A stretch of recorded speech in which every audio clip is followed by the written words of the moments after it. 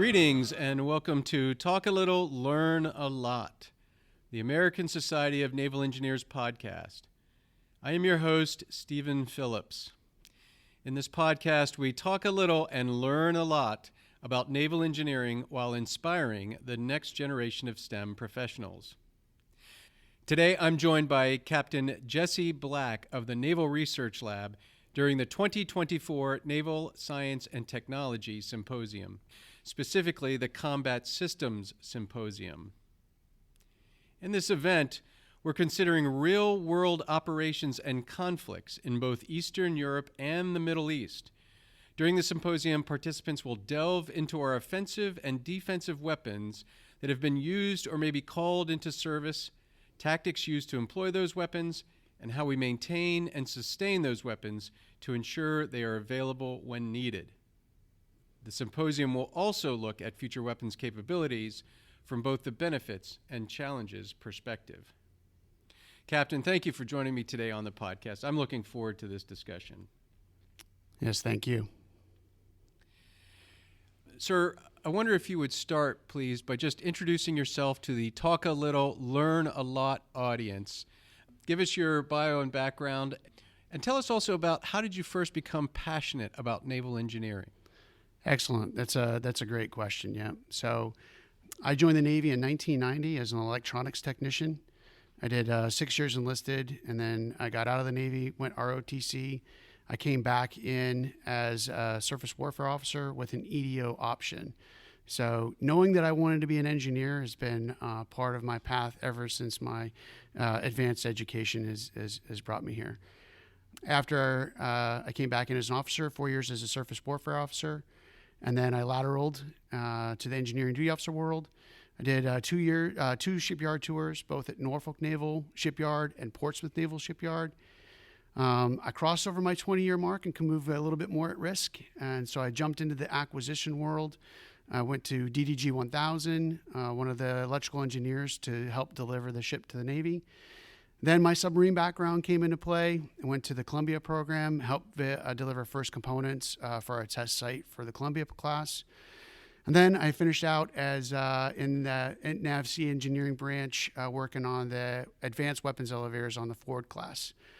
I then picked up captain. I was in charge of refueling for a couple years, carrier refueling, and then was so lucky to be chosen to be the commanding officer of the Naval Research Lab. I've been at the Naval Research Lab now for about 3.5 years, so I'm coming in on my last stretch of time at being at the Naval Research Lab. Just an incredible organization. 4,000 people in total if we include our contracted support, 2,700 government employees, 1,800 scientists and engineers, and then 900 of those are PhDs. So an incredible workforce solving some of the hardest problems for the Navy, which is one of the reasons and what brings me here today. Which ships did you do your SWO tours on? So I was on, as a surface warfare officer, I was on Cape St. George, CG-71. I did 2 tours on board. I started off in the engineering branch. They threw the rabbit into the briar patch.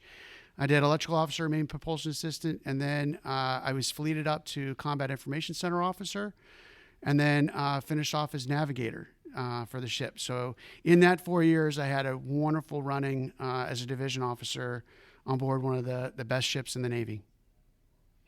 What do you think are the key challenges for naval engineering?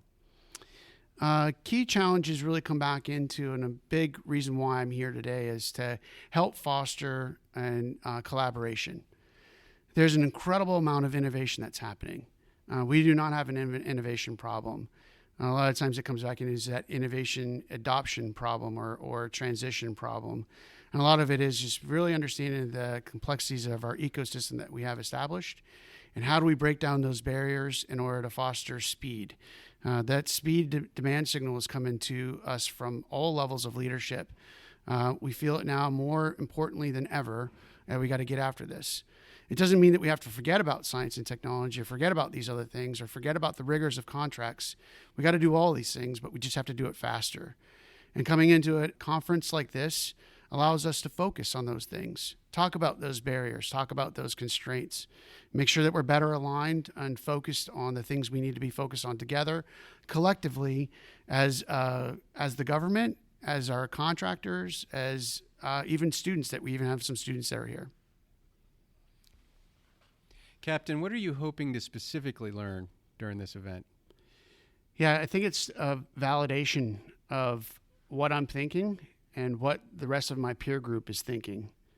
And how do we take that understanding as we baseline and listen to discussions? Do we have it right? And are we working on the right things? Or do I need to help give some guidance and some direction to other folks to make sure that they're working on the right things?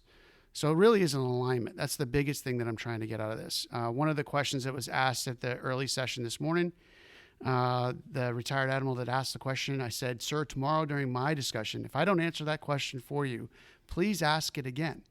And he was really kind of moved by the fact that I was looking for that further engagement towards a problem that he is having, that he sees that the rest of us are having, on just understanding like the complexities of the system and how to make movement happen.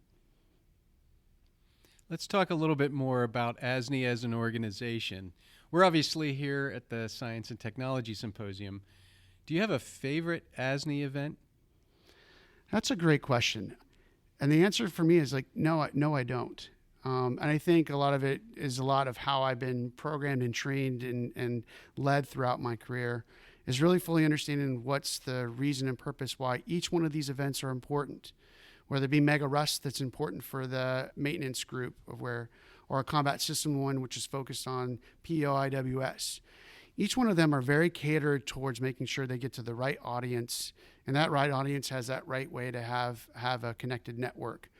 ASNI as a total, understanding that one, I think has been very brilliant over the years in targeting those and making sure that we're doing the right events. So each one of the events that I get to go to, I foster and try to cater towards what the intent and the connection that they're trying to make. What changes would you like to see for ASNI? I wish more of the younger folks fully understood the importance of what ASNI brings to the table.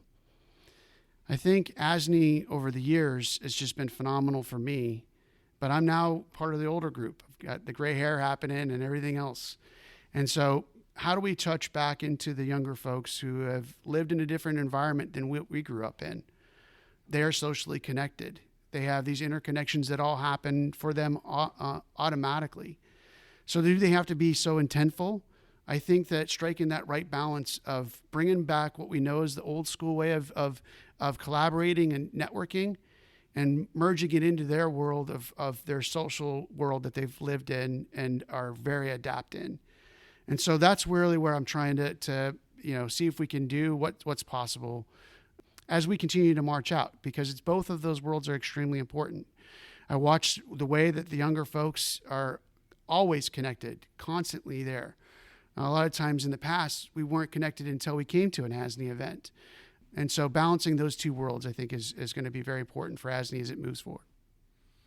Do you have a specific message for that audience, for the young STEM students or younger STEM professionals with respect to naval engineering and ASNI as an organization? Yeah, I think for the younger folks, it is the sort of appreciation for the experienced people that have come before us. I still have that today. I still reach out to those senior mentors of mine that are in different phases of their career, obviously. So I think it is a true mentorship in the spirit of what mentorship is. And to leverage from us that have learned and how we got to where we're at today, and the incredible naval force that we have today has been built on this. How do we continue to help them out? And that we are an incredible resource for them to reach out to. And same thing back for all my peers and counterparts that are out there. Reach out to the younger folks as well. Do like the folks have done for us and establish those mentorships, carry them along. It's an ecosystem. We can't in singular do it by ourselves. We have to count on them. They have to count on us on that type of activity. So hopefully the message that they hear from me is reach out to some of us and establish those relationships as much as we needed to do the same back to them. Well, thank you, Captain Jesse Black from the Naval Research Lab, for taking this time to discuss the Naval Science and Technology Symposium, your view of ASNE, its future, and the future of naval engineering. I hope that we can have you again on Talk a Little, Learn a Lot, the podcast of the American Society of Naval Engineers. Thank you so much.